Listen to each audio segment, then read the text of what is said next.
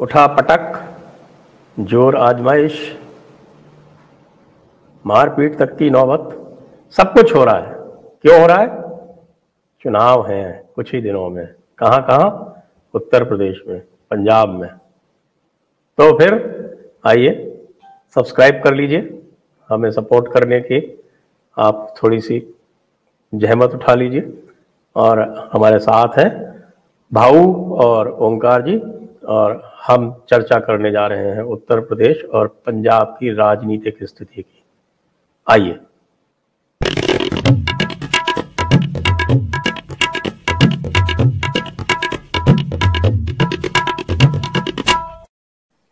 नमस्ते, आप सभी का स्वागत है आज 7 बजे के इस शो में। और भाऊ आपका स्वागत है, ओंकार जी आपका स्वागत है। सबसे पहले मैं भाऊ से पूछता हूँ, ये जो पंजाब में कांग्रेस ने अचानक सिद्धू के ऊपर दांव खेला है, इसको आप कैसे देखते हैं? मेरे ख्याल से तो शायद राहुल गांधी की कॉमेडी कम हो रही है, इसलिए उनको लाइमलाइट में लाया गया सिद्धू को। और सिद्धू तो आपको मालूम है कॉमेडी नाइट्स के लिए ही फेमस है वो। बाकी पॉलिटिक्स के लिए सिद्धू का नाम किसी ने लिया नहीं, ना इवन क्रिकेट के लिए लिया गया। उनका नाम तो आजकल जो चल रहा है वो तो कॉमेडी नाइट्स के लिए, कपिल शर्मा शो हो या और कुछ पहले लाफ्टर चैलेंज वगैरह कुछ प्रोग्राम था। तो शायद राहुल गांधी की कॉमेडी कम पड़ रही है, इसलिए इनको लाया गया। पुराने जमाने में अकेला महमूद या अकेला जॉनी वॉकर चल जाता था, फिर जब उनका पॉपुलैरिटी कम हो गया तो 2-2, 3-3, 4-4 कॉमेडियन लाए जाते थे। तो शायद वैसी हालत कांग्रेस की हो गई होगी, इसलिए नवजोत सिंह सिद्धू को लाया गया। जिस ढंग से वो पेश आते हैं वो देखे तो आपको पता चलता है वो अभी भी कॉमेंट्स में ही है। ओंकार जी, जो आप देख रहे हैं पंजाब की राजनीतिक स्थिति में, तो बड़ी चर्चा हुई कि साहब की चीफ मिनिस्टर भी जाट हो जाएगा, जट सिख हो जाएगा, और प्रेसिडेंट भी जट सिख हो जाएगा, इससे बड़ा अंतर पड़ेगा। फिर उसके साथ साथ पूरा और नाटक हुआ दिखाने के लिए, जो होते हैं ना कि साहब के कार्यकारी अध्यक्ष 2 बना दिए गए। तो आप भी जानते हैं कि कार्यकारी अध्यक्ष की क्या महत्ता होती है किसी भी। 4 बना दिए। हाँ, 4 बना दिए, सॉरी। तो कार्यकारी अध्यक्ष की कितनी वैल्यू होती है ये आप भी समझते हैं। तो ये जो चल रहा है पंजाब में, उससे क्या कांग्रेस, जो 6 महीने पहले ऐसा लग रही थी कि उनको कोई चुनौती नहीं है, अचानक उन्होंने स्वयं के लिए चुनौती खड़ी कर दी है। देखिए, जब नवजोत सिंह सिद्धू को कार्यभार ग्रहण कराना था, जरा वो दृश्य याद करिए फिर से। कैप्टन अमरिंदर सिंह बैठे हुए थे बराबर में, सिद्धू बैठे हुए थे, हरीश रावत बैठे हुए थे, राजेंद्र कौर भट्टल थी, कुछ दूसरे सीनियर लीडर थे। और जब नवजोत सिंह सिद्धू को बोलने के लिए बुलाया गया तो उन्होंने क्या हरकत की थी? उन्होंने दोनों हाथों पर ऐसे थूक लगाए और थूक लगा करके खड़े हुए, और जो एक बैट से शॉट मारने का एक अंदाज होता है वो उन्होंने शो किया। और ये ठीक अमरिंदर सिंह के सामने खड़े होकर के किया।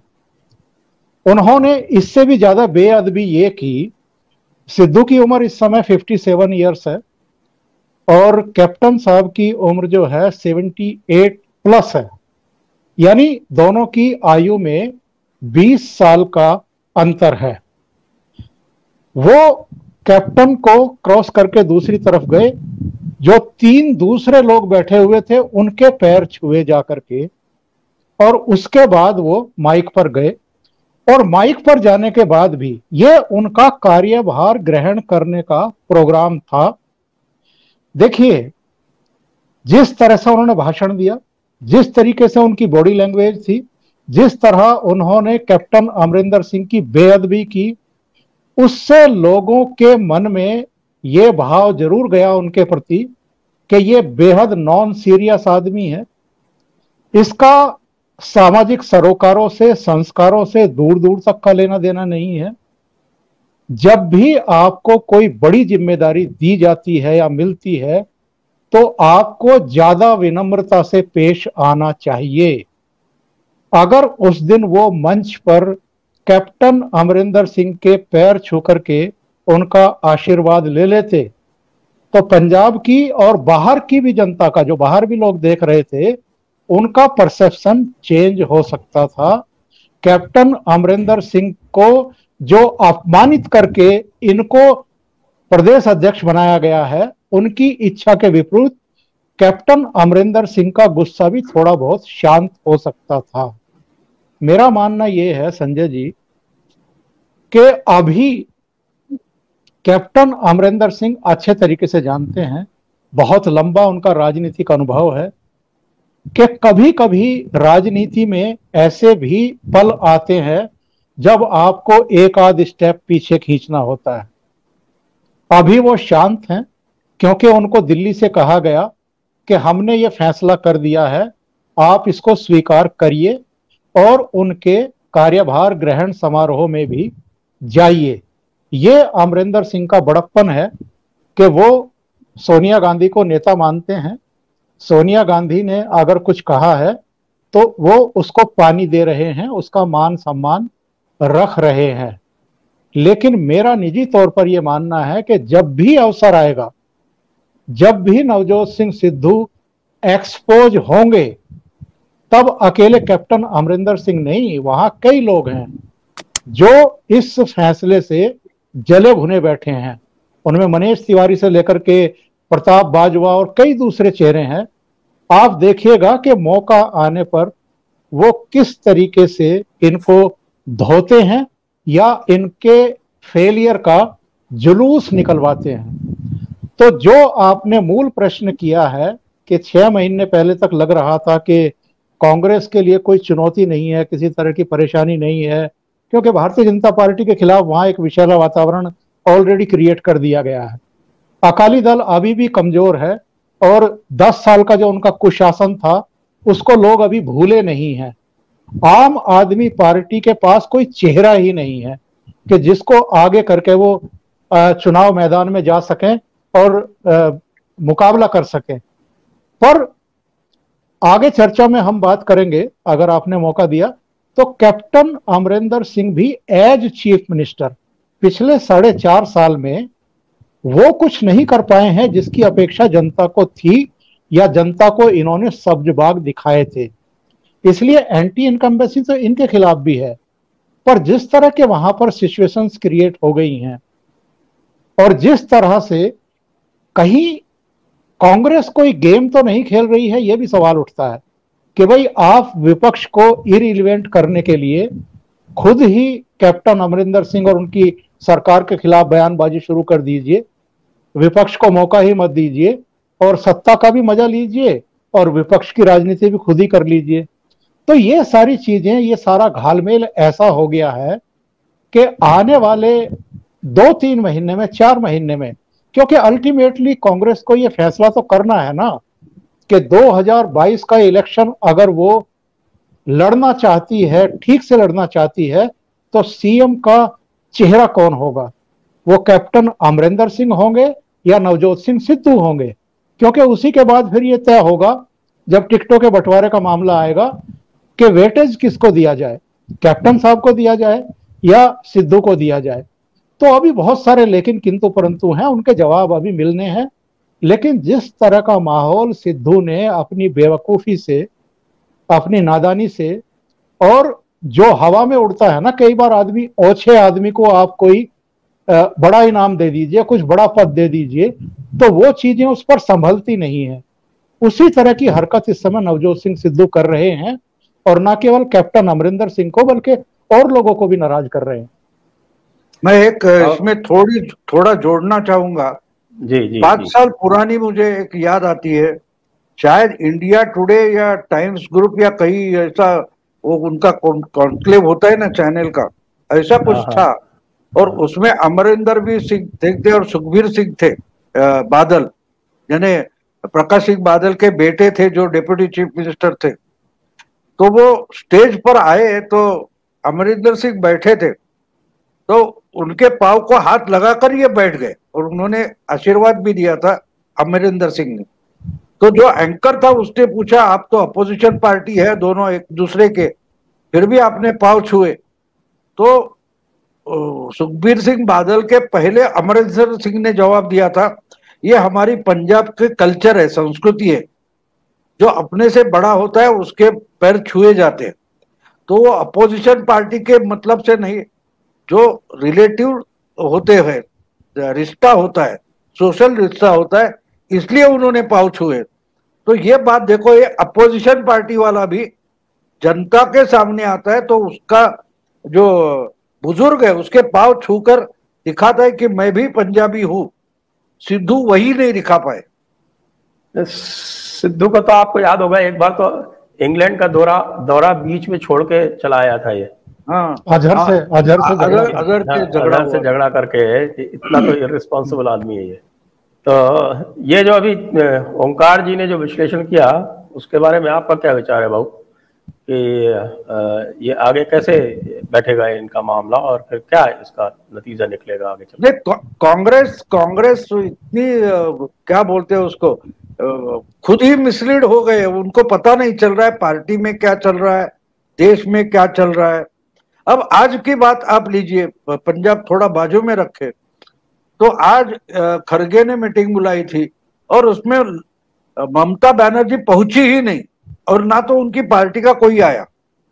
मीटिंग तो कांग्रेस ने बुलाई थी, खड़गे ने बुलाई थी, लेकिन अलग से निकलकर ममता जी सोनिया जी से मिली तो उन्होंने क्लियर सिग्नल दे दिया कि मैं राहुल को लीडर नहीं मानती। अगर जिस मीटिंग की अगुवाई राहुल करेंगे तृणमूल उसमें शामिल नहीं होगी, ये सबसे बड़ा सिग्नल आया है, आप वो समझ लो। तो अगर कांग्रेस ये नहीं समझ पा रही है कि उनकी सबसे बड़ी समस्या राहुल है, तो ऐसे डिसीजन ले। अभी देखिए, इसमें भी नवजोत सिंह सिद्धू से राहुल की जमती नहीं ऐसा कहा जाता है, लेकिन प्रियंका उसको लाना चाहती है। तो भाई बहन में भी कुछ बेबनाव है, फिर माँ बेटे में भी कुछ है। और इस ढंग से पंजाब में जो चल रहा है उनको पता नहीं क्या चल रहा है। उनके अमरिंदर सिंह के जो कोई सेक्रेटरी है ओएसडी, उन्होंने खुला ट्विटर पे भी लिख दिया था ना, और वो निकल आए थे दिल्ली, सोनिया के बिना मिले अमरिंदर से निकल आए थे। तो क्लियर है, मुझे लगता है कि ये बीजेपी को पंजाब में खड़ा करना चाहती है कांग्रेस, ऐसा मुझे लगता है। हाँ बिल्कुल, आप समझ लो, ये एक बात आप समझ लो कि राजनीति हमेशा वैसी नहीं थी। राहुल गांधी जैसे समझो मोदी जी भी के लिए इंश्योरेंस है, जब तक वो रहेंगे तब तक बीजेपी को ऑल इंडिया लेवल पर कोई चैलेंज नहीं करेगा, ये बीजेपी ने पक्की ठान लिए। तो कुछ भी करके वो राहुल को ही टारगेट इसलिए बीजेपी करती है कि राहुल ही अपोजिशन का चेहरा बने। और शायद ममता और पवार छोड़कर कोई समझ नहीं पा रहा है कि पवार अलग से यूपीए क्यों बनाना चाहते हैं, या ममता बनर्जी आज क्यों। आज तो सबसे बड़ी न्यूज तो वो है, ममता उस मीटिंग में नहीं आई। अब देखिए बंगाल में जो चुनाव का रिजल्ट आया उस पर निर्भर होकर ये 2024 की तैयारी कर रहे, लेकिन उसमें ममता ही गायब है और तृणमूल भी गायब है, क्योंकि अकेली ममता नहीं, तृणमूल का भी कोई भी लीडर वहां था ही नहीं।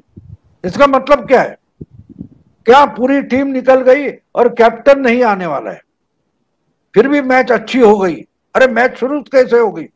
टॉस नहीं हो सकता है, कैप्टन नहीं होगा तो पंजाब में वही होगा ना। अब 2 साल हो गए इनको, अब तक अपने पार्टी का अध्यक्ष चुनना है, वो चुन नहीं पा रहे। वो 24 की क्या बात करेंगे?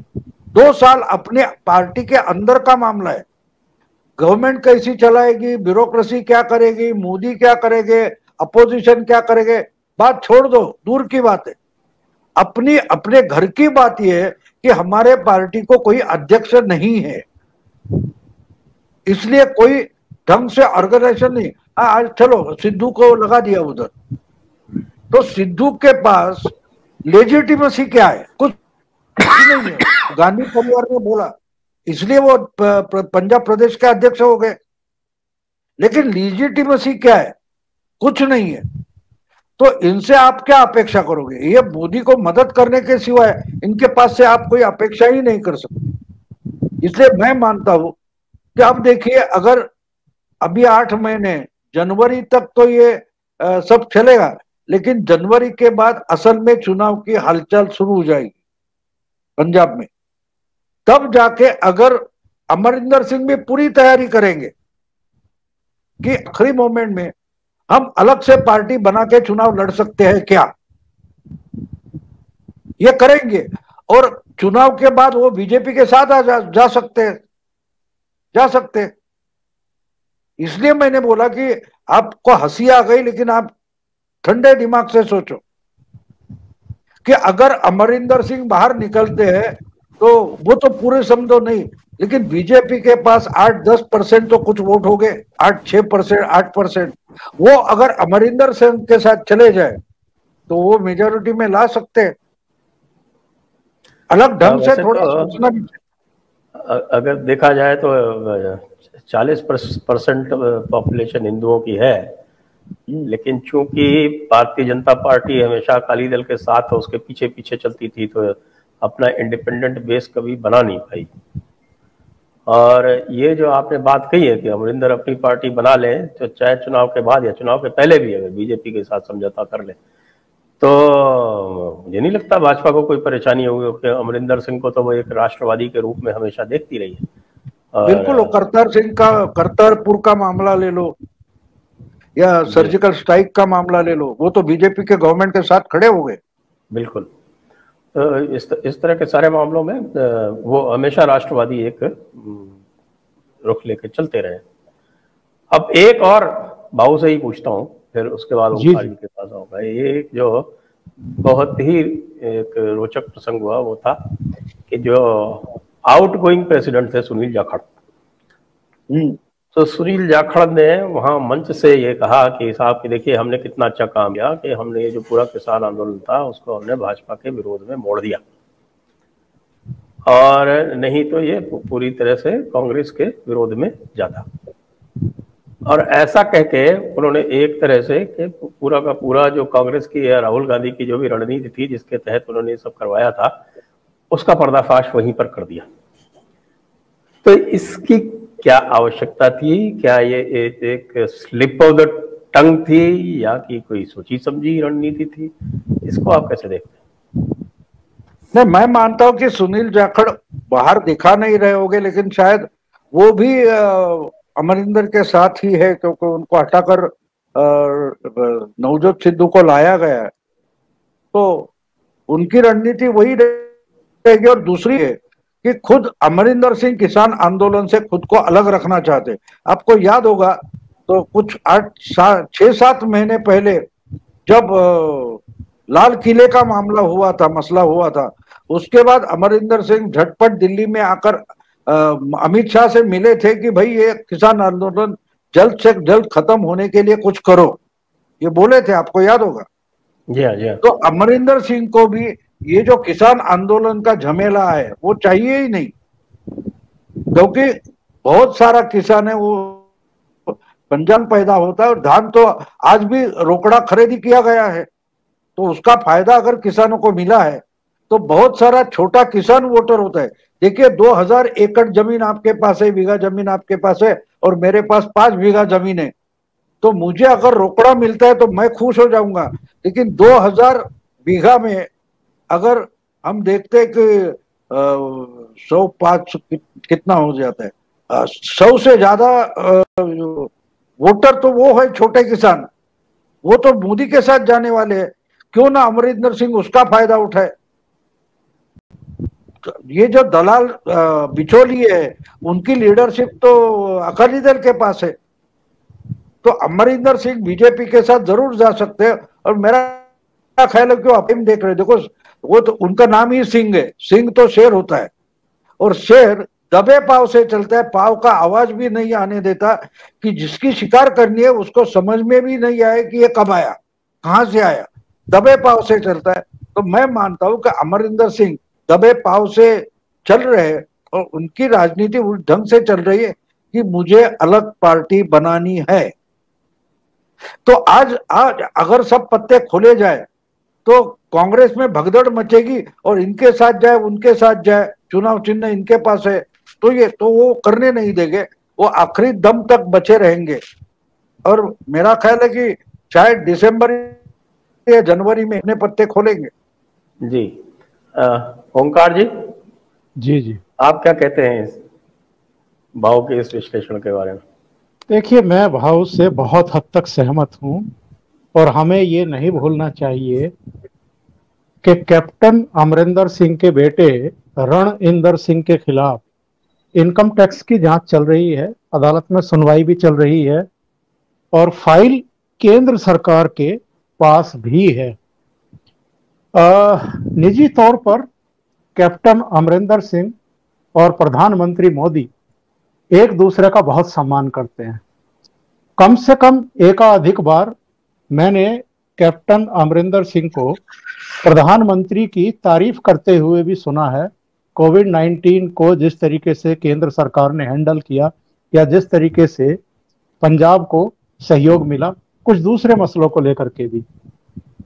तो अगर कोई स्थितियां परिस्थितियां ऐसी बनती है जिसका अभी का जो माहौल है कांग्रेस के भीतर, और जिस तरह की गुस्ताखियां यहां से भी हो रही हैं, दिल्ली से भी, और नवजोत सिंह सिद्धू भी कर रहे हैं कैप्टन अमरिंदर सिंह की शान में, उसके चलते इस बात की बहुत आशंकाएं हैं, बहुत संभावनाएं हैं कि चुनाव डिक्लेयर होने से पहले कैप्टन अमरिंदर सिंह को अगर यह सिग्नल मिल गया कि 2022 का इलेक्शन उनके नेतृत्व में नहीं लड़ा जा रहा है, या बिना किसी फेस के लड़ा जाएगा, जैसे 2004 में हरियाणा में हुआ था। उस समय भजनलाल पीसीसी प्रेसिडेंट थे, भूपेंद्र सिंह हुड्डा को सोनिया गांधी चीफ मिनिस्टर बनाना चाहती थी, और केवल सोनिया गांधी नहीं, भजनलाल के जितने भी विरोधी थे, चौधरी बीरेंद्र सिंह हो, किरण चौधरी हो, या आपके अलग अलग कैप्टन अजय यादव हो, वो सब भजनलाल के खिलाफ थे। तो जब तक चुनाव जीत नहीं लिया गया, 90 के सदन में कांग्रेस को 67 सीटें मिली थी, तब तक नहीं बताया गया कि किसको चीफ मिनिस्टर बनाया जाना है। तो चौटाला की सरकार थी 2004 तक, उनके खिलाफ जबरदस्त एंटी इनकम्बेंसी थी, और जब नतीजे आए तो वो उनकी पार्टी केवल 9 सीटों पर सिमट गई थी, और उन 9 सीटों में भी केवल एक जाट सीट मिली, एक जाट जीता था।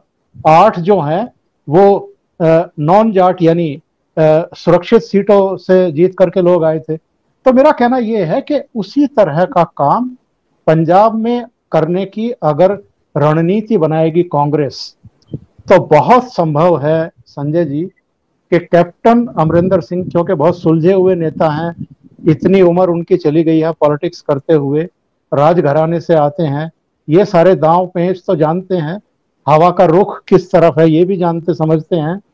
और अगर उनको लगा कि उनको एज सीएम कैंडिडेट के तौर पर प्रेजेंट नहीं किया जा रहा है, तो बहुत संभव है कि वो अपनी नई पार्टी बनाएं, कांग्रेस तोड़ें। उनके साथ जाने वाले बहुत चेहरे होंगे, बहुत नेता होंगे जो अपनी उपेक्षा से या मनमानियों की वजह से दिल्ली की रुष्ट हैं, और ऐसे भी बहुत सारे लोग होंगे जो अलग पार्टी अगर वो बनाएंगे तो उसमें भी जाने को तैयार होंगे। ऐसे में बहुत संभव है कि भारतीय जनता पार्टी के साथ उनका अलायंस हो, या बहुत संभव है कि वो भारतीय जनता पार्टी का रुख भी कर लें। बिल्कुल आप सही कह रहे हैं कि पिछली बार भी बाजी इसीलिए पलटी थी क्योंकि हिंदू जो थे वो एक मुश्त अमरिंदर के चेहरे के पीछे चले गए थे, वरना तो सारे के सारे जो चुनाव विश्लेषक थे वो तो आम आदमी पार्टी की बहुत सीटें बता रहे थे, लेकिन उनके जो अकाली सिंपैथाइजर थे उसके कारण हिंदू जो थे वो अमरिंदर सिंह के साथ चले गए थे। तो ये एक बड़ा नेचुरल सा अलायंस होगा अगर अमरिंदर सिंह अलग पार्टी बना ले और बीजेपी के साथ में आ जाए। चलिए अब चलते हैं उत्तर प्रदेश पर, क्योंकि उत्तर प्रदेश पर सबकी नजरें टिकी हुई हैं और आप लगातार देख रहे हैं कि उत्तर प्रदेश में बाकी तो सब ठीक है, लेकिन कहीं से भी ये नहीं दिख पा रहा है कि जो विरोधी पक्ष है वो क्या कर पाएगा, क्योंकि जो अकेली उम्मीद दिखती थी वो ये होती थी कि साहब की किसी प्रकार से सारी ऑपोजिशन पार्टीज एक साथ आ जाएंगी, जिस तरह से आजकल ये मृगमरीचिका देखी जा रही है कि राष्ट्रीय स्तर पर सब पार्टियां साथ आ जाएंगी और 375 सीटों पर एक ही कैंडिडेट उतरेगा। उसी प्रकार की एक मृगमरीचिका जो थी उत्तर प्रदेश में चला करती थी 6 महीने पहले तक कि साहब सारी पार्टियां एक साथ मिलके और योगी आदित्यनाथ के विरुद्ध चुनाव लड़ेंगी। तो वो तो होता दिख नहीं रहा, फिर क्या होगा? वही तो ऑल इंडिया प्रॉब्लम है ना, वही तो ऑल इंडिया प्रॉब्लम है कि मोदी को हराना है, लेकिन अगर उसका फायदा मुझे नहीं मिल रहा है तो मोदी जीते मुझे कोई फर्क नहीं पड़ता। ये बिल्कुल छोटा बचकानी हरकत जो है, मैं इसीलिए मैंने बोला ना, आप बाकी बातें छोड़ दो, कांग्रेस का प्रेसिडेंट क्यों नहीं चुनते? अगर आप अपनी अंदरूनी बात पर कोई उपाय नहीं निकाल रहे हैं तो ऑल इंडिया के उपाय आप क्या निकालेंगे? ना क्या और ये राहुल गांधी की आज ममता की बात मैंने बोली, ये नई बात नहीं। आपको याद होगा तो मेरा ख्याल है कि डिमोनेटाइजेशन के बाद प्रेसिडेंट को मिलने जाने वाले थे सब, इसलिए टाइम ही लेके रखा था। तो उसी दिन पार्लियामेंट में राहुल गांधी यूपी के कुछ यूपी और बिहार या राजस्थान के कुछ नेताओं को लेकर प्रधानमंत्री से मिले, तो प्रकाश करात और येचुरी गुस्सा हो गए, बोले हम तो कांग्रेस के साथ प्रेसिडेंट के मिलने नहीं आएंगे। फिर सोनिया गांधी को जाना पड़ा था। तो ये बेटा ऐसा है कि माँ कुछ बनाती है तो तोड़ेगा कैसा है, वही सोचता है। आज देखिए कि ममता क्यों नहीं आए, कि ममता बोलती कि मैं राहुल को नेता नहीं मानती, तो उसको स्वीकार करके अगर खरगे ही मीटिंग लेते और राहुल गांधी उसमें नहीं रहते तो आज की मीटिंग बढ़िया हो जाती। तो इनका समस्या हमें समझना चाहिए कि क्या ममता और अखिलेश, हम बोलते थे नहीं आएंगे, लेकिन आने के बाद 2 महीने में फायदा उठाया और मायावती निकल गई। अब बोलिए कि ये 2 पार्टी अगर इकट्ठा नहीं आती, जिसकी 25-26% सोशलिस्ट पार्टी के, समाजवादी पार्टी के वोट है, या 19-18% मायावती के वोट है, अगर वो इकट्ठा नहीं आ सकती तो बीजेपी के साथ लड़ेगा कैसे? 3 या 4% की कांग्रेस लड़ेगी, या कोई राजभर वगैरह छोटी छोटी पार्टियां है, आरएलडी, वो क्या लड़ेंगे? अब मैं दूर बैठा हूं मुंबई में, मुझे अजीत सिंह मालूम था, लेकिन उनका बेटा कौन है मालूम नहीं। मैं चरण सिंह को मानता हूं, लेकिन उनका पोता जो आज कोई पार्टी लीड कर रहा है उसको पहचानते कितने, पूरे यूपी में कितने लोग पहचानते? तो ये नहीं चलने वाला है। देखिए, और योगी तो बार बार लोगों को दिखाई दे रहे, वो क्वारंटाइन में थे 14 दिन, फिर भी वहां से भी वो कारोबार करते थे, काम कर चलाते थे। तो ये पूरे कोरोना काल में 1.5 साल में ट्विटर पर दिखाई दे कौन, अखिलेश या मायावती, लोगों को दिखाई दे, कहीं कहीं दिखाई दिए, नहीं दिखाई दिए, ये फर्क होता है। हमारे यहाँ देखिए महाराष्ट्र में इतनी गड़बड़ी सब चालू है, लेकिन हमारे 2 प्रवीण दरेकर है, या विधान परिषद के या विधानसभा के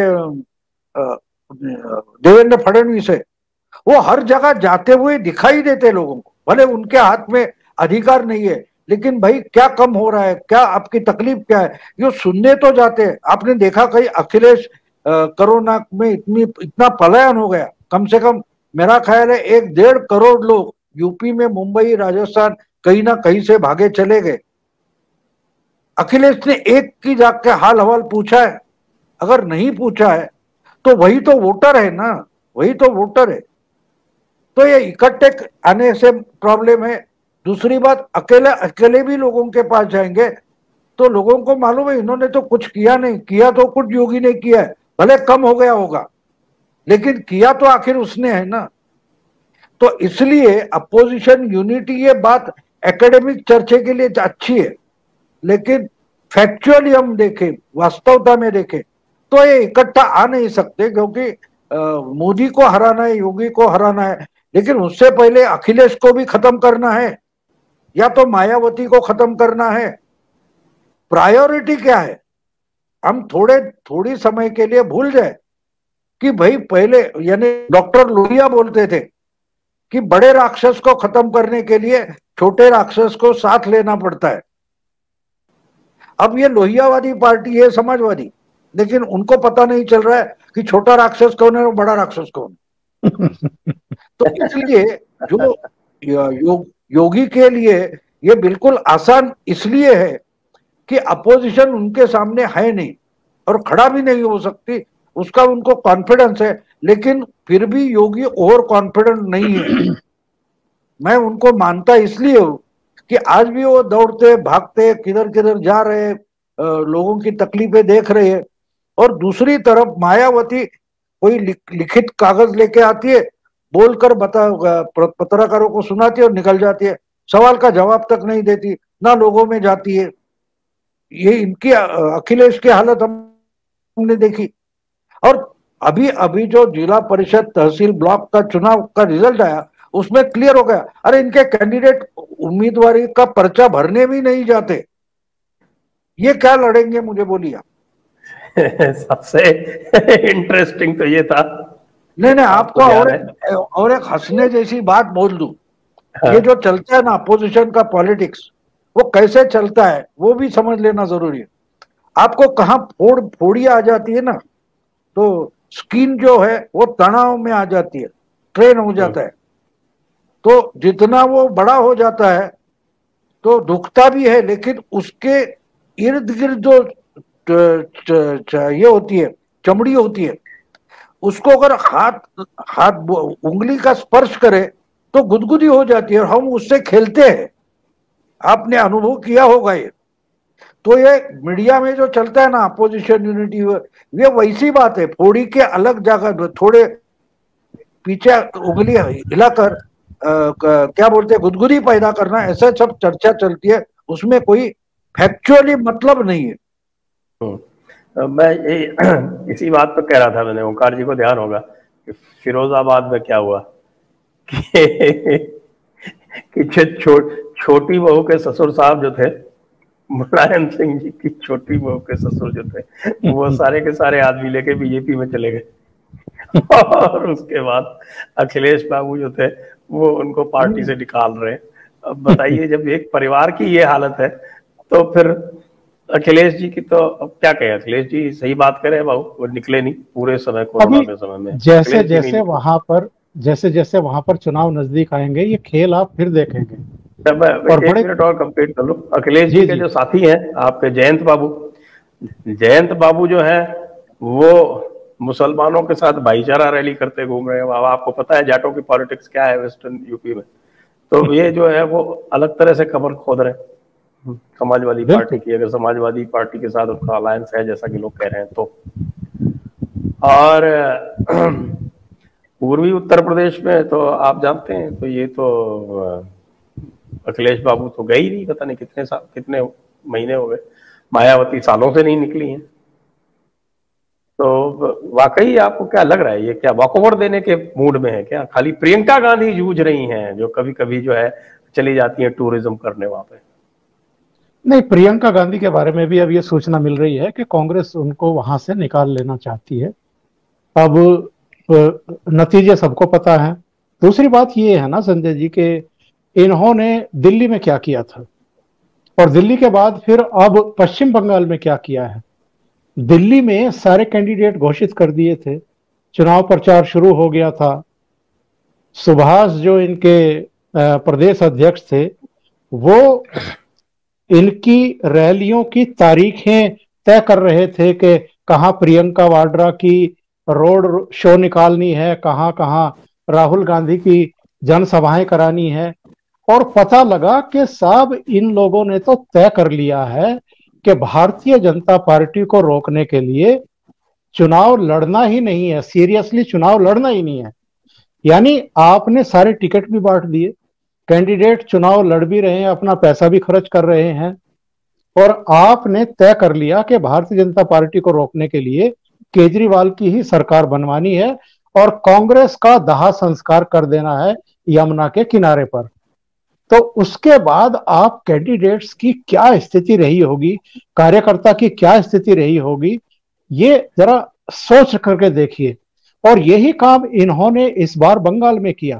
भाई पिछले विधानसभा चुनाव में भारतीय जनता पार्टी से तो अच्छा परफॉर्मेंस किया था ना कांग्रेस ने, 44 सीटें आई थी, 12% से ज्यादा वोट आए थे। तो इन्होंने क्या किया, इन्होंने वहां भी एक नक्सलवाड़ी इलाके में जाकर के जनसभा करके एक औपचारिकता पूरी कर दी, और उसके बाद फिर दोबारा से ये पश्चिम बंगाल गए ही नहीं। तो दिल्ली में खत्म किया कांग्रेस को, पश्चिम बंगाल में खत्म किया, उससे पहले तमिलनाडु से लेकर के और कई स्टेट में वो ऑलरेडी खत्म है। अब उत्तर प्रदेश की अगर हम बात करें तो कांग्रेस को खत्म करने का श्री गणेश जो है वो तो पीवी नरसिम्हा राव ने 1996 में शुरू कर दिया था। उस समय उत्तर प्रदेश से उत्तराखंड अलग नहीं हुआ था, और आपको याद होगा कि नारायण दत्त तिवारी और अर्जुन सिंह ने पीवी नरसिम्हा राव से मतभेदों के चलते एक अलग पार्टी बना ली थी, ऑल इंडिया इंदिरा कांग्रेस तिवारी। तो वो भी लड़ी थी वो चुनाव उत्तर प्रदेश में। पीवी नरसिम्हा राव ने क्या समझौता किया था बहुजन समाज पार्टी से, बहुजन समाज पार्टी तो लड़ी थी 296 सीटों पर और कांग्रेस लड़ी थी केवल 126 सीटों पर। तो यानी करीब करीब 300 विधानसभा क्षेत्रों में ना आपका झंडा था, ना आपका डंडा था, ना आपके कार्यकर्ता थे, ना आपका उम्मीदवार था, ना आप उन क्षेत्रों में गए। तो 300 विधानसभा क्षेत्रों में पीवी नरसिम्हा राव ने कांग्रेस का बंडल बांध दिया था, बेड़ा गर्क कर दिया था। और उसके बाद रही सही कसर इसने नेहरू गांधी परिवार ने पूरी कर दी। अब तो हालत ये है ना कि क्या सोच करके इन्होंने प्रियंका गांधी को वहां भेजा था कि ये तुरुफ का इक्का साबित होंगी, इनका ग्लैमर चल जाएगा, या इनकी नाक इंदिरा गांधी जैसी लगती है इसलिए वो फैक्टर चल जाएगा। मुझे समझ में नहीं आया कि क्या सोच करके इन्होंने आधे पूर्वी उत्तर प्रदेश की जिम्मेदारी लोकसभा चुनाव में प्रियंका वाड्रा को सौंपी थी और पश्चिम का हिस्सा ज्योतिरादित्य सिंधिया को सौंप दिया और फिर गुना से उनको टिकट भी दे दिया। तो वो अपना लोकसभा चुनाव लड़ते या पश्चिमी उत्तर प्रदेश में जाकर के कांग्रेस के लिए चुनाव प्रचार करते। तो ऑलमोस्ट इन्होंने कई राज्यों में अपनी बेवकूफियों, अपनी गलतियों की वजह से कांग्रेस का धीरे धीरे भट्टा बैठाया। और जिस तरीके का काम इस समय राहुल गांधी कर रहे हैं वो तो कोई भी पार्टी का लीडर वो भूतो न भविष्यति वाली बात है। वो केवल ट्विटर पर राजनीति कर रहे हैं और ऐसे बोगस मुद्दों को अहम मुद्दों की तरह पेश कर रहे हैं जिनका पब्लिक के साथ कोई दूर दूर तक का कनेक्ट है ही नहीं। अब ये पेगासस को कौन जानता है भाई? अगर मैं कहूं 20, 25, 30, 100 लोगों के फोन अगर टैप हुए भी हैं तो इससे पब्लिक का क्या लेना देना है? अभी कुछ ही दिन पहले भाऊ आ रहे थे मेरे प्रोग्राम में, तो उन्होंने कहा कि इससे अच्छा है आप भाई जो पेट्रोल का हाइक है, डीजल का हाइक है, रसोई गैस का हाइक है, उसको ही मुद्दा बना लो, वो कनेक्ट करता है पब्लिक को। लेकिन आप पेगासस को गा रहे हैं और रोज उसी पर हंगामा हो रहा है। अच्छा, ये आंदोलन जी भी पूरी तरह एक्सपोज हो चुके हैं। ये इस बात का जवाब नहीं दे पा रहे हैं कि इन 3 कृषि कानूनों में किसानों के खिलाफ है क्या। 8 महीने से बैठे आप ट्रैक्टर पर चढ़े घूम रहे हैं। तो जब ये लोग एक्सपोज हो चुके हैं और इनके साथ साथ आप भी एक्सपोज हो गए, रही सही कसर सुनील जाखड़ ने पूरी कर दी, एक्सपोज कर दिया कि इस आंदोलन के पीछे कौन है। तो फिर आप अगर इसी तरीके से बंसुरी बजाते रहेंगे तो भाई पार्टी का भट्टा बैठना ही है। और इसीलिए मैं कह रहा था कि पंजाब में भी जो एंटी इनकम्बेंसी है ना वो काफी है। ठीक है, विपक्ष कमजोर है, लेकिन वहां कैप्टन अमरिंदर सिंह की सरकार ने भी उतना डिलीवर नहीं किया है पब्लिक को जितनी पब्लिक को उम्मीद थी या जितनी पब्लिक को इन्होंने सपने दिखाए थे। सारे राज्यों का यही हाल है संजय जी। आप तो जयपुर बैठे हैं, राजस्थान का हाल देख लीजिए क्या है। इन्होंने हमारे चीफ मिनिस्टर 3 महीने से घर से बाहर नहीं निकले। जी जी जी। और वो तो जो है उन्होंने देख लिया गया, अमरिंदर सिंह को तो सोनिया ने दबा लिया, लेकिन वो नहीं दब रहे हैं तो सोनिया जी कुछ नहीं कर पा रही। तो स्थिति तो ऐसी है। तो बाबू मैं आपसे पूछता हूँ एक और चीज जो बड़ी इंटरेस्टिंग अभी आ रही है, सामने दिख रही है उत्तर प्रदेश में विशेष रूप से, कि अचानक नहीं, मैं तो इन्होंने जो बताया पब्लिक का कनेक्शन कैसा होता है, एक पुरानी बात आपको बता देता हूँ। जब मुंबई जो है, आज तो मुंबई बहुत दूर तक पहुंच गई है, तो उस वक्त मुंबई अंधेरी तक थी, अंधेरी जोगेश्वरी। तो फिर बोरीवली दहीसर तक मुंबई का एक्सटेंशन किया गया। तो उस वक्त मृणाल गोरे जो थी, वो गोरेगांव गांव था और गांव की सरपंच थी। तो जब ये मुंबई इलाके में आ गया तो उस वक्त डॉक्टर लोहिया आए थे। तो रात 1-1:30 बजे कभी मीटिंग खत्म करके वो पैदल ही चलकर आ रहे थे गोरे के घर में। केशव गोरे उनके बड़े नजदीकी होते थे, मृणाल गोरे के पति। तो चलते आ रहे थे, तो रात को 1:30 बजे उन्होंने एक जगह बड़ी भारी लाइन देखी, बर्तन लेके लोग खड़े थे। तो लोहिया जी ने पूछा ये क्या है? तो बोले रात को पानी 2 बजे आता है इसलिए लाइन लगाकर खड़े हैं। तो लोहिया जी ने मृणाल को बताया कि यही सब सब्जेक्ट लेकर, ये इशू लेकर पॉलिटिक्स करो। और उससे आगे मृणाल गोरे बहुत अच्छे, तो उनको पानी वाली बाई बोलते थे। इशू देखो कैसा निकाला जाता है। अगर जमीनी तौर पर आप लोही वहां गए, उनको दिखाई दिया, बोले ये इशू है, उस पर लड़ाई करो। अब राहुल गांधी तो ऐसी जगह जा नहीं सकते। कोई किसी ने किसी सीरियल में दिखा दिया या न्यूज चैनल पर दिखा दिया कि हाथरस में कुछ हुआ है, तो राहुल और प्रियंका उधर जाएंगे ना। उनको खुद को पता ही नहीं है दुनिया क्या है। तो कोई बताएगा कि भाई यहां ऐसा ऐसा हुआ है और ड्रामा भी खड़ा कर दे, तो वो जाके उस इशू पर लड़ सकते, क्योंकि उनको किसी ने बताना चाहिए बड़ा इशू है। कोई प्रोफेसर हो या कोई कैम्ब्रिज का कोई बड़ा बुद्धिजीवी हो, वो बताएगा कि यूपी में ऐसा ऐसा क्राइसिस है, तो ये उस पर लड़ना शुरू कर देते। वो क्राइसिस वहां है कि नहीं और वो जगह यूपी में है कि नहीं वो भी नहीं देखेंगे। तो इससे तो पार्टी खड़ी नहीं होती। आपको याद होगा कि जवान जनता पार्टी के समय में जब बेलछी में दलितों को जलाने का कांड हुआ था, तो इंदिरा गांधी वहां पहुंच गई थी। और जहां पहुंच गई वो तो नदी क्रॉस करके जाना था और उधर बाढ़ आई थी। तो इंदिरा जी ने हाथी मंगवाया था, हाथी, और हाथी पर बैठकर नदी क्रॉस करके वो गांव में गई थी। ये इनको मालूम भी नहीं होगा। ये सिर्फ मेरी दादी करते रहते, लेकिन दादी क्या चीज थी इनको पता नहीं है। और सोनिया जी बार बार बोलेगी कि मैं इंदिरा जी की बहू हूं, लेकिन इनको अपना ससुर क्या था ये भी मालूम नहीं है। कहने का मतलब ये है कि जो नॉन इशू है इस पर आप लड़ेंगे तो लोग बोलेंगे क्यों लड़ रहे, क्यों चिल्ला रहे, ऐसी क्या बात हो गई, ऐसी क्या बात हो गई। क्योंकि लोगों के जिंदगी से जिसका सवाल नहीं, उस पर आप कितने भी लड़ो, मुझे क्या कर, मैं फिल्म जैसा देखता हूं, निकल जाता हूं आगे, क्योंकि उससे मेरा कुछ लेना देना है नहीं। आम आदमी जो वोटर, अब देखिए न्यूज चैनल देखने वाला 1.5% से ज्यादा पॉपुलेशन है नहीं। तो 1.5% के लिए आप ये सब नाटक कर रहे हो, और बाकी 98% तो मोदी को देख रहे, मोदी को सुन रहे। उनके घर में अगर महंगा हो गैस पहुंचता है।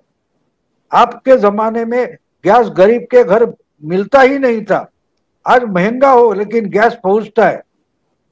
देखो 2014 में मोदी जी ने इलेक्शन लड़ाया तो मोदी जी भाषण क्या करते थे, अरे भैया यहां बिजली आई क्या, कब आई थी, 3 दिन पहले।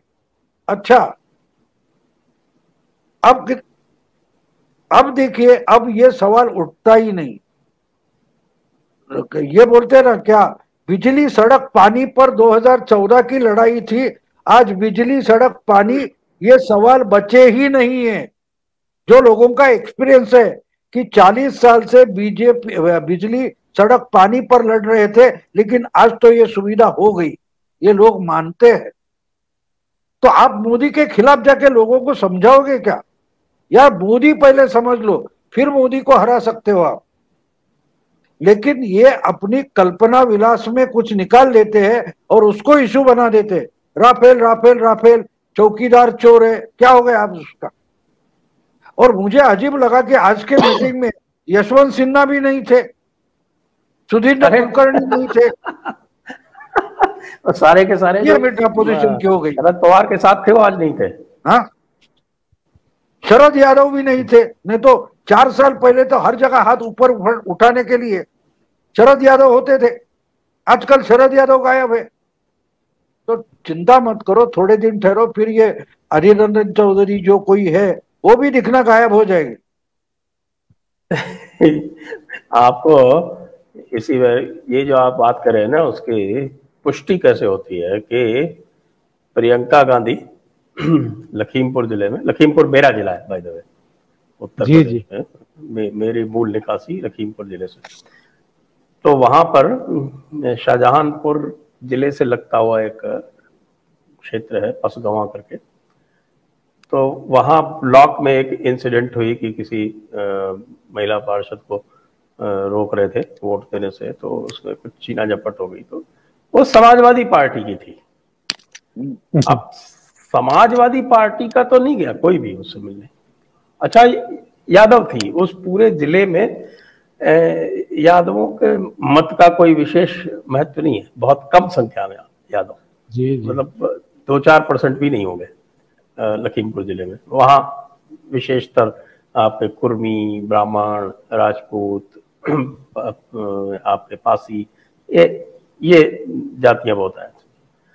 तो अब समाजवादी पार्टी की यादव ऐसे क्षेत्र में पसगवां, जो बिल्कुल आपके लखीमपुर जिले के लखीमपुर हेडक्वार्टर से सबसे दूर जो माना जा सकता है, वहां पे बिल्कुल, और अगर भौगोलिक दृष्टि से देखें तो वो लखीमपुर का पार्ट नहीं होकर शाहजहानपुर का पार्ट ज्यादा ऐसी जगह पे जाती हैं और वहां पर जो है वो राजनीति करती है। भाई तुम किसकी राजनीति कर रही हो? समाजवादी पार्टी तो गई नहीं कोई। मतलब अखिलेश का कोई छोटा मोटा जो सिपह सलार है वो भी गया नहीं वहां पे, क्योंकि उनको पता था कि हाँ भाई ये किस प्रकार का कार्यक्रम है। प्रियंका गांधी वहां पहुंच जाती है। तो लोगों ने वहां पे पूछा भी कि या आप मतलब समाजवादी पार्टी के साथ हो, या समाजवादी की पार्टी के साथ आपका गठबंधन जो है उसकी घोषणा हो गई है, या समाजवादी पार्टी ने आपको कहा है वो नहीं जा पा रहे हैं, आप क्या करने गई हो वहां पर? और इससे खुश होकर मान लो अगर आप चुनाव अलग लड़ रही हो, क्योंकि समाजवादी वहां पर खड़ा होगा तो क्या यादव आपको वोट दे देंगे वहां पे? तो ये जो बेसिक जो राजनीतिक चातुर्य होता है वो भी नहीं है इनमें। चलिए मैं अगला एक और जो पूछना वाला था वो बाबू से पूछता हूँ पहले, कि एक बड़ी रोचक घटना ये हो रही है कि सारी पार्टियां जो हैं वो अयोध्या पहुंच रही हैं और वहां ब्राह्मण सम्मेलन कर रही हैं, और सारी की सारी पार्टियां जो हैं उनमें प्रतियोगिता हो रही है कि भगवान परशुराम की मूर्ति कौन लगाएगा। तो क्या ये एक अपने आप में ये प्रत्यक्ष प्रमाण नहीं है कि ये चुनाव हार चुके हैं? इन्होंने दे दिया है कि साहब की ठीक है, तो ये तो बीजेपी के एजेंडे पे चुनाव लड़ेंगे। ये डूबते को तिनके का सहारा बोला जाता है, वैसी बात है इनको। ये तो हमारे मराठी में एक पुरानी फिल्म आई थी, तो एक कॉलेज में सब लड़कियों के पीछे पड़ने वाला लड़का होता है, ऐसा एक दिखाया था। तो उनके कॉलेज के गैदरिंग में एक जादूगर आता है, वो जादू करके दिखाता है। तो बाकी सब लड़के होते हैं, वो इसको उल्लू बनाने के लिए जादूगर को पटा लेते हैं कि इसको एक ऐसी ऐसी बात बोल दे कि ये उल्लू बन जाएगा। तो उसको बोलते, तो हाँ बोलता है, तो बोलता है गायब होने की कोई आइडिया बताओ। तो जादूगर उसको बोलता है कि ये तावीज ले ले, और गांव में जो हनुमान की मूर्ति है, जहाँ मंदिर है, वह 1000 प्रदक्षिणा लगा के उसका थोड़ा सा जो ये है वो डाल दे इसमें, तो तू राइट के जेब में तावीज रखेगा तो तू गायब हो जाएगा, और उठा के लेफ्ट में रखो तो तू दिखाई देगा। तो वो सब मूर्खता कर लेता है। तो कॉलेज में लड़के भी उसको बताते, अरे उसके बारे में बोलते ये सामने है, वो ऐसा बर्ताव करते कि जैसे दिख नहीं रहा है, उसको सच लगता है। और फिर वो एक लड़की के घर में जाता है, तो बाप पूछता है कि तू क्या कर रहा है? वो बोलता है भाई दिखाई दे रहा हो तो आपको 1 मिनट रुको। वो ये जेब से वो जेब में, वो जेब से ऊपर वाली जेब में, पतलून की जेब में, पीछे वाले जेब में, अरे कहीं भी रखो तो उल्लू बन गया, फिर भी वो ट्राई करते रहता है जेब बदल के। तो ये सब लोगों की, सेक्युलर लोगों की हालत वो हो गई है कि उनको पता नहीं चल रहा है, समझ में नहीं आ रहा है कि हम ऑर्गेनाइजेशन में नहीं है, हमारी ऑर्गेनाइजेशन नहीं है, हमारी ताकत नहीं है, तो क्या जादू की छड़ी लगाकर जीत जाओगे? कुछ मेहनत करो। मैंने कल परसों एक वीडियो बनाया कि भैया मोदी जी ने 2014 में पार्लियामेंट के पहले भाषण में बताया था कि हम लोग 4 साल के लिए जनहित की राजनीति करेंगे और आखिरी 5वां साल आ जाएगा तो चुनाव के लिए हर बात पर एक दूसरे के खिलाफ राजनीति करेंगे, लेकिन 5 साल तो जनता के लिए कुछ करेंगे। तो जिस जिस क्षेत्र से आप चुनकर आए हो, कम से कम अपना प्रभाव वहां पैदा कर पाएंगे। तो ये तो उन्होंने नहीं सुना, ये पहले दिन से मोदी मोदी मोदी के खिलाफ चिल्लाते रहे और हार गए। तो मोदी जी अपने को हराने की तरकीब इनको बताते हैं, लेकिन ये मोदी अगर खुद हारना चाहता है उसको हराने नहीं देंगे। इनकी हालत ऐसी कि मोदी तय करे कि भाई ये चुनाव मुझे हारना है, तो ये उनको हारने नहीं देंगे, क्योंकि मोदी जो बोलता है उसके खिलाफ वो है। इसलिए इन्होंने खुद को मजाक दिया है। राजनीति कैसे नहीं होती, उसी ढंग से हम राजनीति करेंगे। अब करोगे तो क्या कि कार लेकर चलना है, लेकिन कार उल्टी जानी चाहिए, सामने तो नहीं जानी चाहिए। इस ढंग से ये कहां से कहां पहुंच सकते हैं? बिल्कुल नहीं पहुंच सकते। तो इनकी हालत ये हो गई और पता नहीं चलता, कोई भी आकर इनको बोलता है कि ये करेंगे वो करेंगे। पिछला 2019 का चुनाव के बाद मैंने कहीं पढ़ा कि ये दिव्या स्पंदना वगैरह कोई टोली आई थी, इन्होंने उनको 150 करोड़ को चुना लगाया और भाग गए चुनाव के बाद। ना उसका खेल तो वही, ना चिट्ठी, कुछ नहीं और भाग गए, गायब हो गए। अब दिव्या स्पंदना उस वक्त कितना रोज ट्वीट करती थी, आपको याद होगा, और कोई 2-3 लोग थे, सब गायब हो गए और 150 करोड़ का चुना कांग्रेस को लगाकर निकल गए। तो ऐसे लोग तो मिलेंगे आपको। रंगे हुए मुखड़े की चुम्मी ली जाती है ना तमाशे में। तो अगर आप ऐसा ही देखना और करना चाहते हो तो आपको उल्लू बनाने के लिए बाजार बैठा है, चले जाओ वहां, कोई बात नहीं। मोदी आपको क्यों रोकेंगे?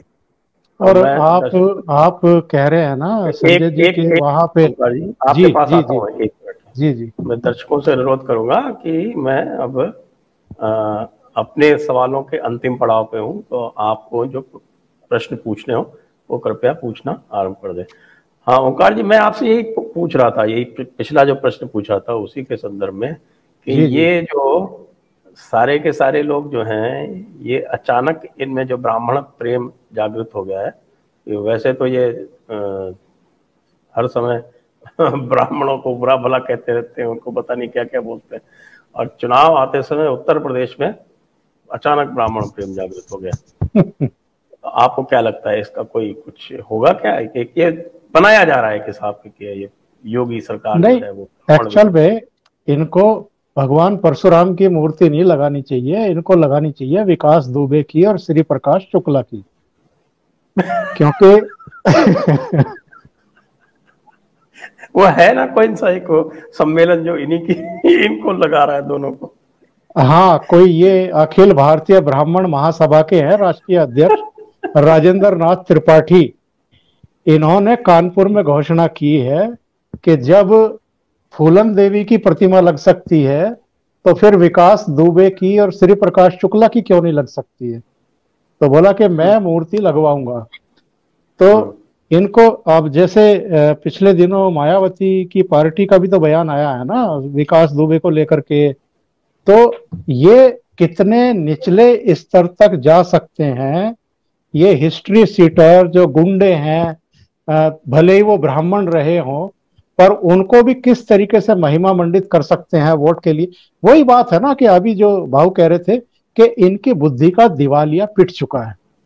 इनको ये कभी जमीन पे जाकर काम तो करते नहीं है, वरना इनको कोई जरूरत नहीं है इस तरह के मुद्दे उठाने की या इस तरह के सम्मेलन करने की या ऐसे ऐसे लोगों की मूर्तियां लगाने की, घोषणा करने की।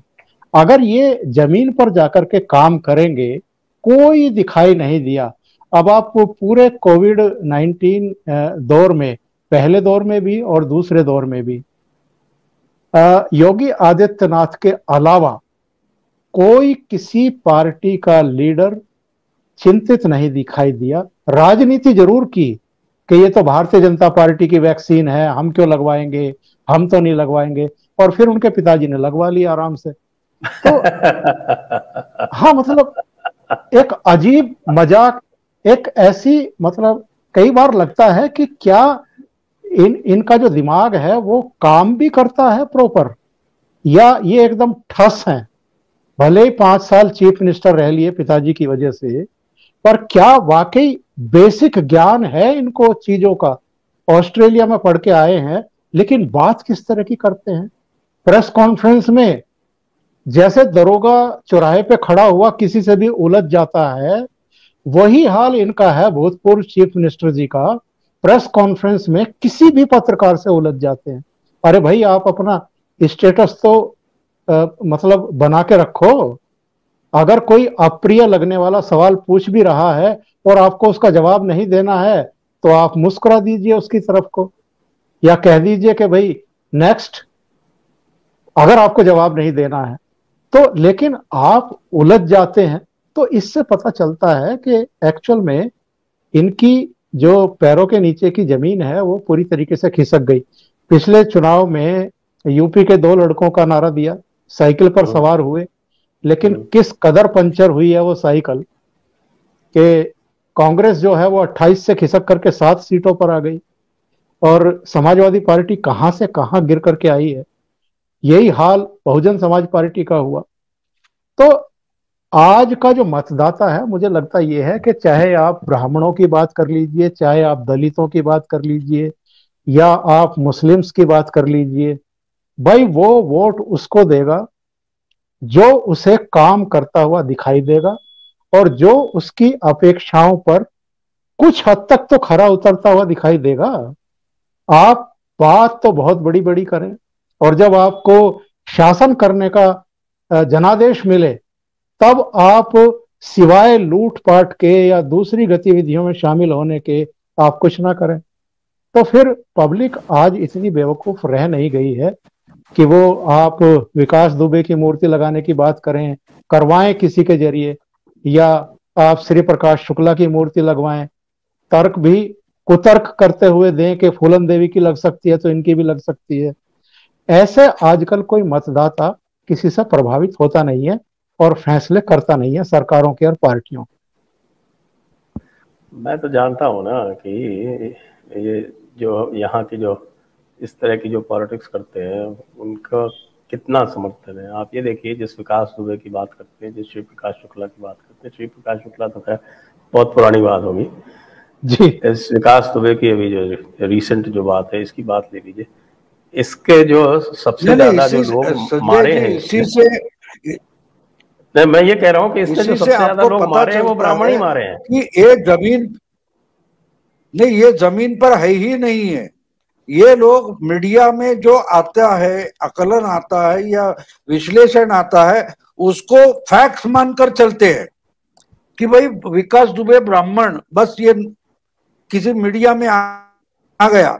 लेकिन विकास दुबे से ब्राह्मण भी आहत थे, ये कोई बताता नहीं, तो इनको पता नहीं। कोई नहीं बताता।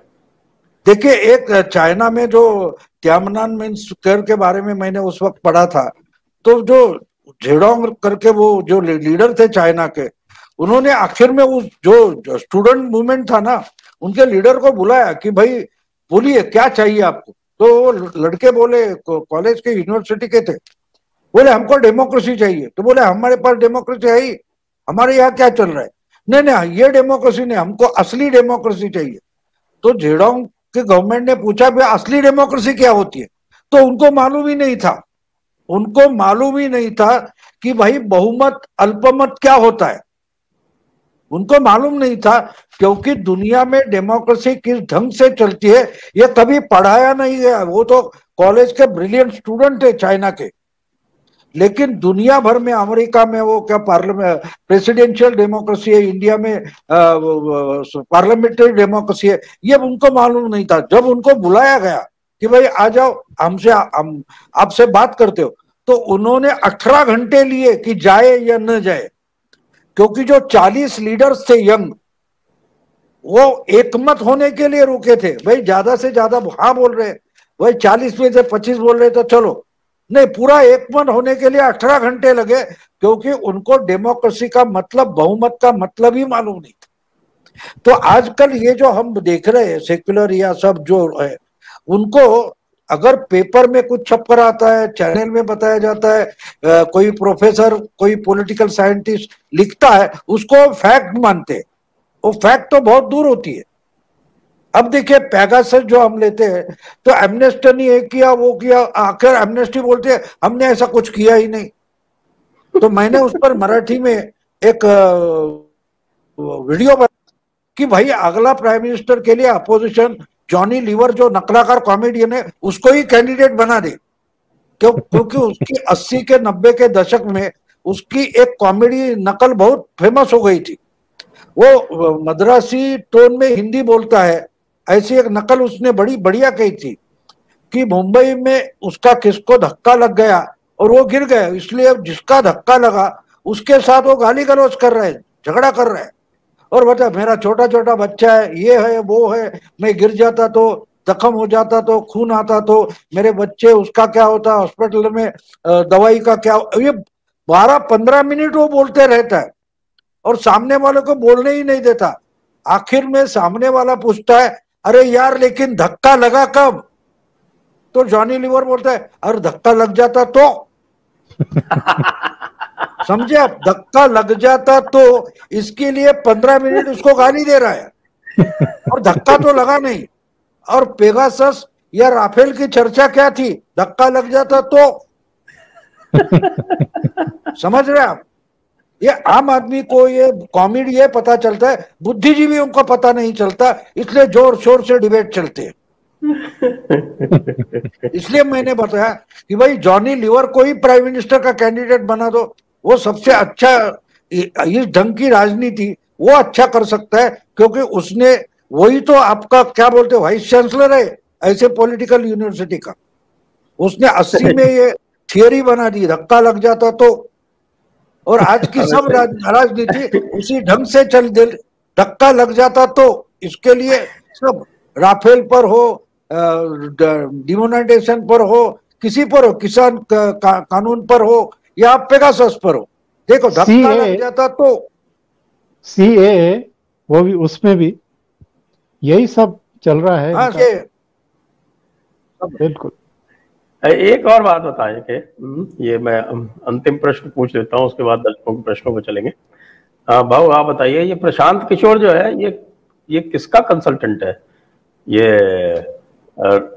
राहुल गांधी का कंसल्टेंट है कि शरद पवार का कंसल्टेंट है कि अमरिंदर सिंह का कंसल्टेंट है? ये किसको कंसल्टेंसी दे रहा है? या उत्तर प्रदेश चुनाव के लिए प्रियंका गांधी को कंसल्टेंसी दे रहा है? ये आखिरकार ये कौन सी एडवाइस दे रहा है जिसके तहत जो है इस प्रकार के अजीब अजीब से डिसीजन हो रहे हैं? मैं नहीं मानता वो किसको कंसल्टेंसी दे रहा है, अभी तो क्लियर नहीं है। हाँ, अमरिंदर सिंह ने उनको अपॉइंट किया हुआ है, लेकिन बाकी किसी को दे रहा है ऐसा मैंने तो कोई पढ़ा नहीं। लेकिन वो भी क्या करे, देखो वो भी एक तरीके से मोदी पर गुस्सा हुए, वो यशवंत सिन्हा अलग तरीके के, वो यशवंत सिन्हा ही है बस। मोदी उनको 14 में मोदी को उन्होंने मदद की थी, उसके बाद उनको जो चाहिए था वो मोदी से नहीं मिला, उसका बदला लेने के ईर्ष्या उनमें इतनी है कि वो उस ढंग से चल रहा है। वो कंसल्टेंसी देता है, उससे कोई मतलब है नहीं। अभी त्रिपुरा में कहीं गए थे, उनको उधर कोरोना के कारण रोक दिया गया, वो शायद ममता के लिए उधर काम कर रहे, वो तो करे, उससे कुछ बनने वाला नहीं, क्योंकि बीजेपी ने पार्टी में ही 10-12 प्रशांत किशोर बना लिए। ये समझ नहीं है कि तुम तो अकेले हो अपोजिशन के, लेकिन बीजेपी में उन्होंने खुद के प्रशांत किशोर बना लिए। मोदी जी टेक्नोलॉजी बहुत जल्दी आत्मसात करते, समझ लेते और आत्मनिर्भर बनना चाहते। वो प्रशांत किशोर पर, ये बाकी आत्मनिर्भर नहीं है ना, ये आत्मनिर्भर नहीं है, लेकिन प्रशांत किशोर नाम का जो सॉफ्टवेयर है वो मोदी ने 14 में यूज किया और बाद किया। अब अब मोदी और बीजेपी आत्मनिर्भर हो गई है। प्रशांत किशोर जो कोई छोटे मोटे क्लाइंट है वो ढूंढते घूम रहे, और मेरा ख्याल है, मुझे आशंका है कि ये अहमद पटेल की जगह लेना चाहते, कभी इस पर ज्यादा बोलेंगे, लेकिन आज मुझे वो आशंका है कि देखिए, अगर देश में अपोजिशन खड़ा करना है तो कम से कम 8-10 राज्यों में जिसके पास कम से कम पॉलिटिकल ढांचा है, ऐसी पार्टी हाथ में लेकर कुछ कर सकता है। लेकिन उनकी बुरी उनका नसीब खराब ये है कि कांग्रेस में कांग्रेस की जो पत्रिका है उसमें राहु बैठा है, उसके आगे ल लगाए वो बात छोड़ दो, लेकिन वो पत्रिका में राहु बैठा है जो प्रशांत किशोर को आगे नहीं आने देगा। लेकिन मेरा ख्याल है उनका ट्राई है कि भरने जैसी जगह, खाली जगह है वो अहमद पटेल की है, और वो अहमद पटेल बनना चाहते। चलिए, अब इसी नोट पर हम चलते हैं दर्शकों के पास।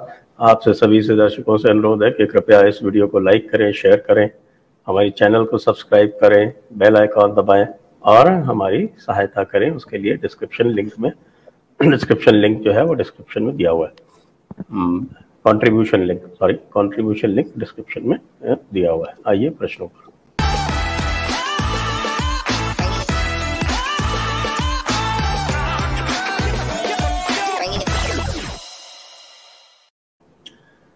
गीतांजलि जी पूछ रहे हैं, बाबूजी ओंकार सर और आपको प्रणाम सर, भीम आर्मी और दिलीप मंडल जैसे लोग कितने हार्मफुल हैं हिंदू समाज के लिए? ट्विटर पर अक्सर भिड़ते हैं इनके चेले चपाटे। देखिए, ये जो जिन रावण का नाम इन्होंने लिया है, जो संजय जी बता रहे थे कि प्रियंका वाड्रा कहाँ गई थी, जिन यादवों का शायद एक वोट कांग्रेस को ना मिले वहां चली गई थी, इसी तरीके से प्रियंका वाड्रा इन रावण जी को देखने के लिए अस्पताल में भी चली गई थी। अब ये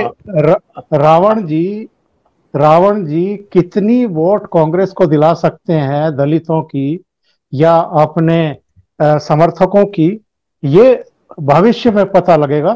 पर अगर अभी हाल के चुनाव देखें, पंचायतों के देखें, उससे पहले लोकसभा चुनाव देखें, तो उसमें भी कितने वोट मिले होंगे कांग्रेस को। तो ये सब ऐसे ही लोग हैं जो बस ट्विटर पर भिड़े रहते हैं आपस में। और ट्विटर पर कितने लोग सक्रिय हैं, भारत के कितने लोग ट्विटर के अकाउंट होल्डर हैं, और उनमें भी कितने प्रतिशत ऐसे हैं जो गंभीरता से लिए जाते हैं, बस यही सोच लीजिए और समझ लीजिए कि इनका प्रभाव कितना होगा। वैसे सारे के सारे सोशल मीडिया में सबसे कम है ट्विटर 4.5 करोड़ है, और यूट्यूब 55 करोड़। ये बिल्कुल अजीब बात है कि ये खुद को दलितों का नेता मानते हैं और नाम तो रावण का लेते हैं जो ब्राह्मण था। रावण तो ब्राह्मण था ना। और मुझे यही बात अजीब लगती है कि रावण तो ब्राह्मण था और विकास दुबे को अगर मारा है तो वो रावण है, और मारने वाला फिर भी ठाकुर है। राम तो ठाकुर थे। यानी जिस थियरी पर जाना है यार, वो थियरी तो समझ लो कम से कम। आप दलितों के नेता हो, भीम आर्मी बनाते हो और नाम तो रावण लेते हो। बिल्कुल कितनी अजीब बात है, देखो। चलिए अगला प्रश्न sir, PK is also making strategy for Congress, is he the threat? क्या पीके एक थ्रेट है कांग्रेस के लिए? वो रणनीति बना रहा है? हाँ, जितनी जल्दी कांग्रेस खत्म हो इसके लिए रणनीति बनाते होंगे, क्योंकि मुझे नहीं लगता कांग्रेस, देखो कांग्रेस आउटडेटेड है। एक बार खुद दिग्विजय सिंह ने बोला था कुछ 7 साल पहले कि राजीव गांधी ने जिनको पॉलिटिक्स में, मेरे जैसे लोगों को पॉलिटिक्स में लाया राजीव गांधी ने, उनकी एक्सपायरी डेट हो गई है। ये खुद दिग्विजय सिंह ने कांग्रेस वर्किंग कमेटी के या एआईसीसी के सेशन में बोला था कि हमको हट जाना चाहिए, ये खुद बोले और दूसरी बार राज्यसभा में आकर बैठ गए। तो अगर आप एक्सपायरी डेट जिसकी हो गई है वो दवाई यूज करते रहे तो आपकी तबीयत क्या मोड़ लेती है, टर्न लेती है, आपको समझ में आएगा। तो प्रशांत किशोर उसमें क्या करेंगे? प्रशांत उसमें कुछ नहीं कर सकते, क्योंकि देखिए प्रशांत किशोर ने जिनको मदद की है उन्होंने जो बताया वो प्रशांत किशोर ने किया है। अब नीतीश ने किया हो, ममता ने किया है, ठीक है, पार्टी में इतना हल्ला गुल्ला हो गया, फिर भी ममता प्रशांत किशोर का सुनती रही। लेकिन राहुल गांधी तो किसी का सुनेंगे नहीं, ना प्रियंका गांधी सुनेगी। तो प्रशांत किशोर कांग्रेस को मदद क्या कर सकते? कुछ नहीं मदद कर सकते। और दूसरी बात हमको समझ लेनी है कि प्रशांत किशोर उसको मदद करते जो 70-80% वोट, क्या बोलते, 70-80% नंबर लाता है, उसको 92-95 तक ले जा सकते हैं। लेकिन जो 40% ही नहीं ला सकता उसको 90% तक प्रशांत किशोर नहीं ले जा सकते। ये हमें सब प्रशांत किशोर की जो रणनीति है, जो कुछ है, उसे हमको समझना जरूरी है। देखो स्टालिन हो, जगन रेड्डी हो, या ममता हो, या अमरिंदर सिंह हो, वो रेस के घोड़े थे, लंगड़े घोड़े तो नहीं थे ना। लंगड़ा घोड़ा 17 में यूपी में कांग्रेस थी, उसके साथ टांग बांधकर इन्होंने समाजवादी पार्टी को डुबाया। तो प्रशांत किशोर कुछ जादू नहीं कर सकते। प्रशांत किशोर जो 70-75% है उसको 90% तक ले जा सकते हैं, ये हमें समझना चाहिए। फिर प्रशांत किशोर की रणनीति, स्ट्रेटेजी, उस पर बात कर सकते जी। नेक्स्ट तांबे जी पूछ रहे हैं, भाऊ महाराष्ट्र में एमवीए का खेला कब होगा? जब तक कोरोना चलेगा तब तक नहीं होगा, क्योंकि ये कोरोना इनके लिए अब बोलते ना कवच कुंडल जैसा हो गया। उनको वो जैसे सुरक्षा, इसलिए वो कोरोना लॉकडाउन चालू रखा है। ये अपने आप में अभी इतने भिड़ गए, लेकिन बीजेपी को मालूम है कि अगर गिराएंगे तो बनाना पड़ेगा, और अभी बीजेपी गवर्नमेंट बनाती है तो बीजेपी का आगे नुकसान होगा, क्योंकि टूटे हुए लोगों से काठी लेकर चलना वो भरोसेमंद नहीं है। इसलिए मिड टर्म पोल की ओर बीजेपी को जाना है, तो सरकार बीजेपी गिराएगी नहीं, लेकिन गिरती है तो उसको मदद करेगी, गिरने के लिए मदद करेगी।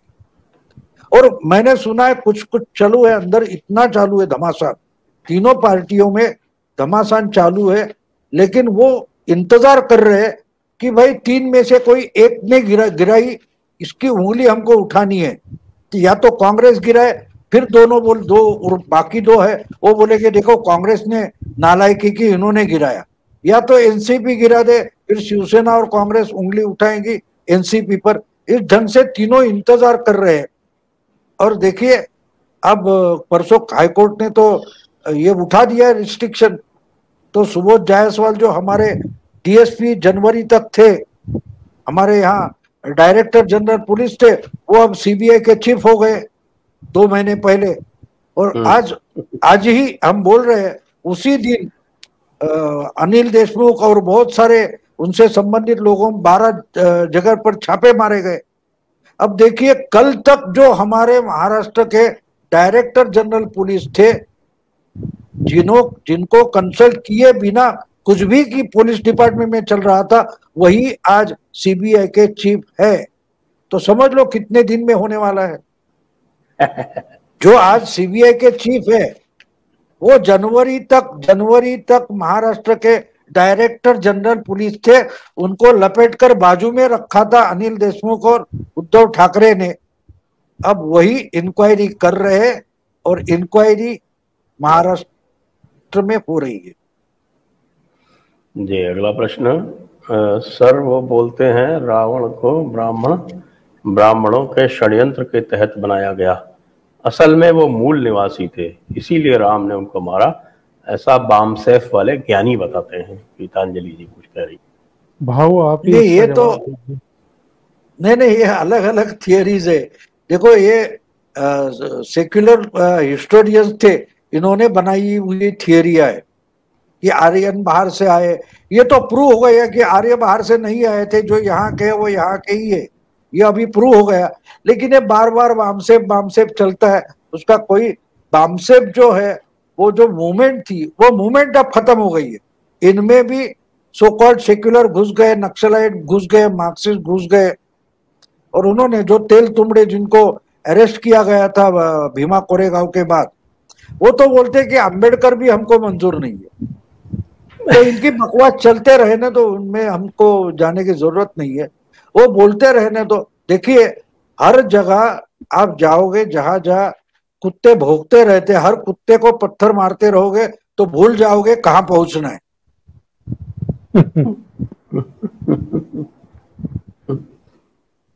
Anantaraman Ganesh Babu, whether Punjab will be third state after Assam and Karnataka to have a turncoat chief minister. Onkar ji, number 1 and number 4 of UP is decided. Who will be number 2, SP or BSP? Number 2 SP ही रहेगी, number 3 BSP रहेगी। हाँ, और ऐसा अभी ही है। कुछ लोगों के अभी पत्ते खुलने बाकी हैं कि असदुद्दीन ओवैसी राजभर के साथ ही जाएंगे या अल्टीमेटली अखिलेश यादव के साथ भी आ सकते हैं। तो भी समाजवादी पार्टी, ओवैसी के एक लिमिटेड एरिया है जहां उसका इन्फ्लुएंस है, संभल के आसपास, बाकी जी जी जी, तो समाजवादी पार्टी नंबर 2 रहेगी और नंबर 3 बसपा रहेगी। योगी जी फिर से शपथ ग्रहण करेंगे, ये तो बिल्कुल तय है। Sudan Jain, my question to Bhavankaria, भारतीय राजनीति को किस दिशा में जाते देखते हैं? क्योंकि भारत अगर भाजपा के सिवाय के मोदी जी के बाद कोई और पक्ष सत्ता में है तो वो पुराना दौर फिर से शुरू हो जाएगा, जैसा देवेंद्र फडणवीस के जाने के बाद महाराष्ट्र में हुआ। क्या सवाल है? कह रहे हैं कि यदि भाजपा और मोदी सेंटर से जाते हैं तो क्या वही स्थिति हो जाएगी जैसा देवेंद्र फडणवीस के जाने के बाद महाराष्ट्र में हो गई? पार्लियामेंट, देखिए मेरा मतदाताओं पर बहुत भरोसा है। अब देवेंद्र फडणवीस ने भी खुले आम बता दिया, आप अगर मराठी समझते तो आपको उनका वीडियो भी है, उन्होंने खुलेआम बता दिया कि अगर हम भाऊ की सुनते तो आज सत्ता में होते। क्योंकि मैंने उस वक्त जो किताब लिखी थी उसमें बताया था कि अगर बीजेपी अकेली लड़ती है तो भी 150 सीट ला सकती है, और शिवसेना के साथ जाती है और एक दूसरे की टांग खींचते तो ये बहुमत पार कर जाएंगे, लेकिन बीजेपी की संख्या कम होगी, ये मैंने बोला था। और उन्होंने भी अब मान लिया है, वो जाहिर तौर पर बताते हैं कि भाऊ की अगर सुनते, यानी नाम लेकर मेरा बोलते हैं देवेंद्र फडणवीस कि भाऊ की सुनते और अकेले जाते तो हम अपना बहुमत ला सकते थे, क्योंकि वो सिचुएशन वहां वैसी थी।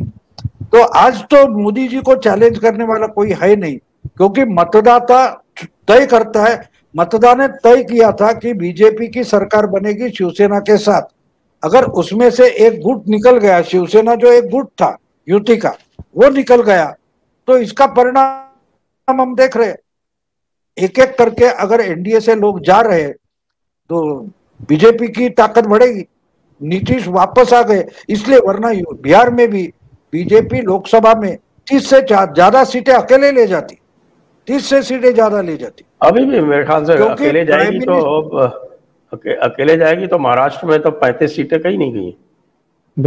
बिल्कुल आराम से आ जाएगी, क्योंकि मोदी के नाम पर चुनाव होता है ना। देखो प्राइम मिनिस्टर हमको किसको, ममता को लोगों ने चुना है, उधर कोई दूसरा लीडर है नहीं ना।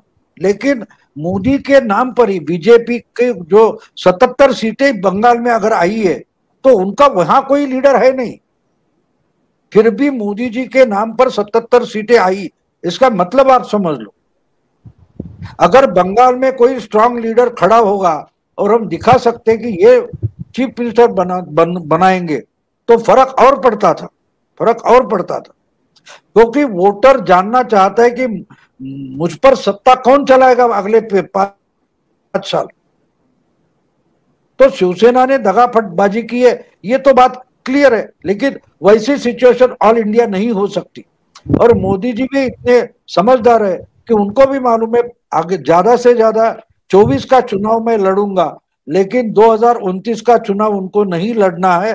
तो नेक्स्ट जनरेशन लीडरशिप बना रहे। जिस ढंग से उन्होंने मिनिस्ट्री चेंज की और कुछ लोगों को पार्टी में डाल दिया है, तो वो फिर लीडरशिप डेवलप कर रहे हैं और स्टेट की कर रहे हैं।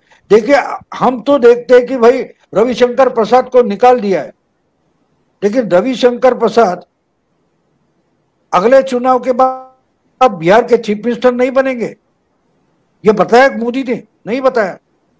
तो हमको ये सोचना चाहिए कि ये अच्छा मिनिस्टर पार्टी से क्यों निकाला गया।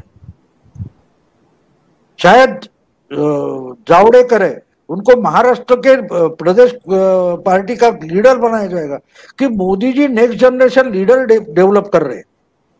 तो इसलिए 2024 में ये कितना भी नाटक करे, इनके पास चेहरा नहीं है और जिस पर लोग भरोसा करे ऐसा कोई चेहरा नहीं है। इसी से मिलता जुलता अगला प्रश्न है, बिल्कुल इसी से मिलता जुलता, वो भी मैं साथ ही ले लेता हूँ, इसको देख लें। विवेक शुक्ला जी कह रहे कि आज ममता दीदी ने अखिलेश को ये कहा कि वो उत्तर प्रदेश में चुनाव प्रचार करने के लिए तैयार है, तो अब वो वहां जाके क्या कहेगी कि मोदी को और योगी को बहिरागत कहेगी, या यूपी के गुंडे कहेगी और पब्लिक से वोट मांगेगी, या फिर जो अखिलेश को जो वोट मिलते होंगे वो भी नहीं मिलेंगे, ऐसा करेगी वो? तो नहीं, देखिए ये बात, ये मुझे बिल्कुल हास्यास्पद बात लगती है। आप एक बात समझ लो, एक बात आप समझ लो। मेरा ख्याल है 2018 में मोदी ने बंगाल के कलकत्ता में परेड ग्राउंड पर बड़ा सब अपोजिशन का खेला किया था। मैं वो नंबर 2 और नंबर 3 बदल सकता हूँ क्या? समाजवादी पार्टी नहीं, समाजवादी पार्टी, देखो समाजवादी पार्टी का संगठन है, मायावती का संगठन है नहीं, तो उनको तो 3 नंबर पर रहना पड़ेगा। और दूसरी बात है कि मायावती तो टिकट बेचती है ना, उनको अम्बेडकरिज्म वगैरह उससे कोई मतलब है नहीं। उन्होंने जातो वोट का जो 12-13% स्ट्रॉन्ग वोटर बेस बनाया, वो बेचती है। उनको मालूम है हमको फिर से कभी चांस मिलने वाला नहीं है, तो जितना उससे निकल आता है वो निकालते रहो। इसलिए मायावती कंपटीशन में है नहीं, है तो समाजवादी पार्टी है, लेकिन उनके पास अब स्ट्रांग लीडरशिप नहीं है, क्योंकि वो लीडरशिप जो थी वो तो शिवपाल सिंह, बाकी छोड़ो, लेकिन ऑर्गेनाइजर तो थे, उनको कटवा दिया है, उनको बीजेपी में क्या होता है कि योगी जी गवर्नमेंट चलाएंगे, ऑर्गेनाइजेशन नहीं चलाते। ऑर्गेनाइजेशन चलाने वाले अलग रखे हैं। जैसे चीफ मिनिस्टर कोई बनता है, सरकार ब्यूरोक्रेसी चलाती है, ये जो ढंग है वो ढंग बीजेपी में प्रोफेशनलिज्म करके आया है कि पार्टी बनाने वाले, पार्टी की ऑर्गेनाइजेशन चलाने वाले अलग होते हैं, वो टिकट लेने के लिए आते नहीं है। बहुत सारे लोग, मुझे मालूम है, महाराष्ट्र में मैं देखता हूँ, मुझे मालूम है बहुत सारे जो टिकट के लिए आगे आएंगे भी नहीं, उनको टिकट नहीं चाहिए। मेरी विचारधारा सत्ता में होनी चाहिए, ये सोच से काम करने वाले लोगों का जमावड़ा बीजेपी में। अगर वो जमावड़ा किसी और पार्टी में नहीं है तो बीजेपी को हराना मुश्किल है। नेक्स्ट टाइम बंगाल भी बीजेपी पार कर जाएगी। अभी तो मुश्किल लग रहा है। राजस्थान, छत्तीसगढ़ हमने देखा है। तो राजस्थान में तो कोई समस्या है नहीं, राजस्थान में तो अशोक गहलोत जब तक रहेंगे तब तक बीजेपी की कोई समस्या नहीं। नहीं, वो तो बार बार हारे, ऐसी कोई बात नहीं है, वो लाएंगे, ऐसी बात नहीं है। दूसरा चेहरा, लेकिन मोदी जी इतने भी स्ट्रांग नहीं है को वसुंधरा राजे या शिवराज चौहान को बाहर हटा सकते थे। अगर हटा सकते थे तो राजस्थान और मध्य प्रदेश हाथ से निकलता नहीं। लेकिन अब वो इतना स्ट्रांग है। उल्टा सोचो कि 3 राज्य बीजेपी के हाथ से निकल गए उस वक्त। ये 3 ही चीफ मिनिस्टर ऐसे थे कि जो मोदी जी के कार्यकाल में चीफ मिनिस्टर बने नहीं, वही हारे। इसका मतलब लीडरशिप चेंज तीनों राज्यों में होने वाला है। मोदी जी प्रेस कॉन्फ्रेंस लेके स्ट्रैटेजी नहीं बताते जैसे राहुल गांधी बताते। अगला प्रश्न ले लेते हैं। एक अगला प्रश्न था जावड़ेकर जी के बारे में। हाँ, कह रहे कि जावड़ेकर जी को पुणे महानगर पालिका के वार्ड का टिकट मिलने वाला है, इसलिए उनको निकाला है, वो हर घर सिलेंडर पहुंचाएंगे। चलिए, तो मजाक की बात है, इसलिए अब हम समाप्त करते हैं। देखिए, एक बात होता है, चुनाव लड़ने वाला अलग होता है और ऑर्गेनाइजर अलग होता है। मोदी जी खुद ऑर्गेनाइजर थे। 49 उम्र होने तक उन्होंने चुनाव नहीं लड़ा, लेकिन चुनाव के लिए जो ऑर्गेनाइजेशन चाहिए थी वो बनाने की ताकत उनमें थी। तो प्रकाश जावड़ेकर में भी ये कैपेसिटी है। आप हमारे भातखळकर 20 साल से काम कर रहे थे, तो 2014 में पहली बार चुनाव लड़े, उसके पहले चुनाव नहीं लड़े थे, लेकिन लड़कर आए तो दूसरी बार भी चुनकर आए। ये हमें समझना चाहिए। ऑर्गेनाइजेशन का आदमी जब ऑर्गेनाइजेशन के लिए काम करता है तो खुद को चुनकर लाने के लिए नहीं करता है, पार्टी को चुनकर लाने के लिए करता है। जावड़ेकर की क्षमता भी हमें समझनी चाहिए। और इसी के साथ प्रश्न पूरे होते हैं, और मैं धन्यवाद दूंगा दर्शकों को, और भाऊ को धन्यवाद दूंगा, और ओंकार जी को धन्यवाद दूंगा कि आप सब आए यहाँ जयपुर डायलॉग्स में और आपने यहाँ पर इसमें भाग लिया। बहुत बहुत धन्यवाद। जय हिंद, वंदे मातरम। वंदे मातरम।